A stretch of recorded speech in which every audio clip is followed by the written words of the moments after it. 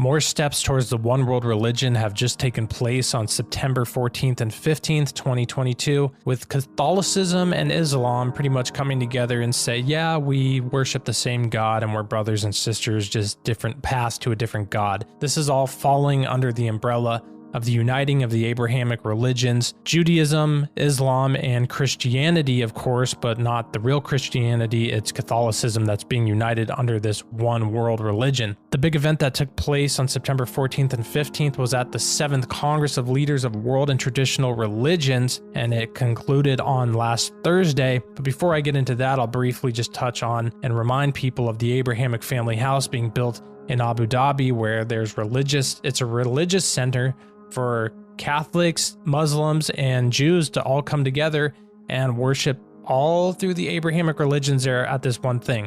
The reason this is important is because 2 Thessalonians 2:4 tells us that the Antichrist will demand the worship of himself and his image from everybody, and anyone who doesn't worship him, these people will die. Actually, they will become martyrs, because the only people who won't worship him will be true believers in Jesus Christ, which is not mentioned by Pope Francis at any of these big meetings. So let me read a little bit from this article about it. The world religions leaders today adopted the Human Fraternity document signed by His Eminence, the Grand Imam of Al-Azhar and Chairman of the Muslim Council of Elders, Dr. Ahmed Al-Taib, and His Holiness Pope Francis, their name, not mine, of the Catholic Church in Abu Dhabi in 2019. And this came during the 7th Congress of Leaders of World and Traditional Religions, which concluded on Thursday. Some highlights from the World Congress of Religions. We note that pluralism in terms of differences in skin color, gender, race, language, and culture are expressions of the wisdom of God in creation.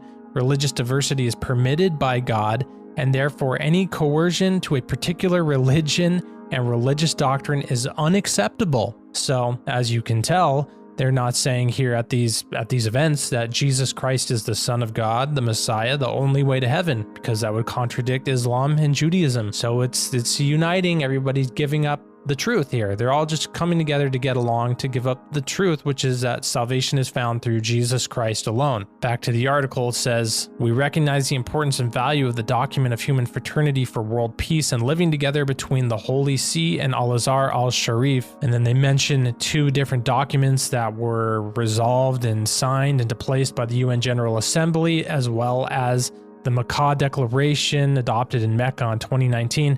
And these call for peace, dialogue, mutual understanding, and mutual respect among believers.